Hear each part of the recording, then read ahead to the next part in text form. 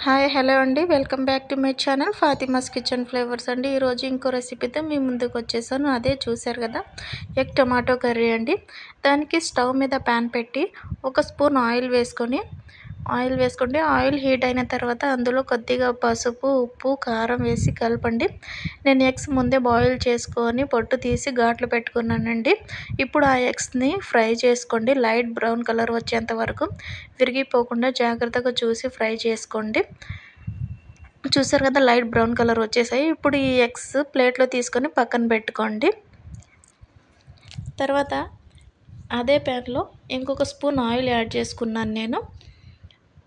Oil heat అయిన తర్వాత అందులో హాఫ్ స్పూన్ జీలకర్ర, హాఫ్ స్పూన్ ఆవాలు వేసుకోండి. అందులోనే కొద్దిగా కరివేపాకు కూడా యాడ్ చేసుకోండి.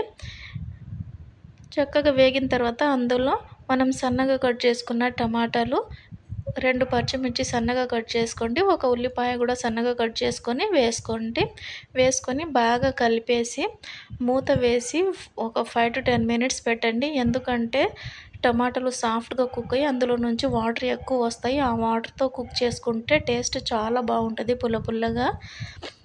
ఇప్పుడు అందులోనే ఒక పావు టీ స్పూన్ పసుపు, మీ టేస్ట్కి తగ్గట్టు ఉప్పు, కారం యాడ్ చేసుకోండి. అందులోనే వేయించి పౌడర్ చేసుకున్న ధనియా జీలకర్ర పౌడర్ 1 స్పూన్ వరకు వేసుకున్నాను నేను. జింజర్ గార్లిక్ పేస్ట్ కూడా వేసానండి, అది మిస్ అయింది. జింజర్ గార్లిక్ పేస్ట్ కూడా వేసిన తర్వాత ఒక 10 minutes కుక్ చేసుకోండి.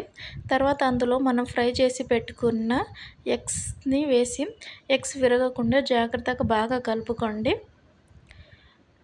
పుల్లగా కొంచెం కారం ఎక్కువ వేసుకుంటే కారంగా చాలా టేస్టీగా చాలా బాగుంటుందండి. ఒకసారి ట్రై చేయండి, చాలా తొందరగా కూడా అయిపోయిద్దండి. తర్వాత అందులోనే కొద్దిగా సన్నగా చాప్ చేసుకొని కొత్తిమీర అనేది యాడ్ చేసుకోండి. కొత్తిమీర యాడ్ చేసి ఒకసారి బాగా కలిపేసి స్టవ్ ఆఫ్ చేసేయండి. అంతేనండి, చాలా తొందరగా, చాలా సింపుల్గా, చాలా టేస్టీగా ఉంటుందండి. ఒకసారి ట్రై చేయండి. Thanks for watching my video అండి. బాయ్.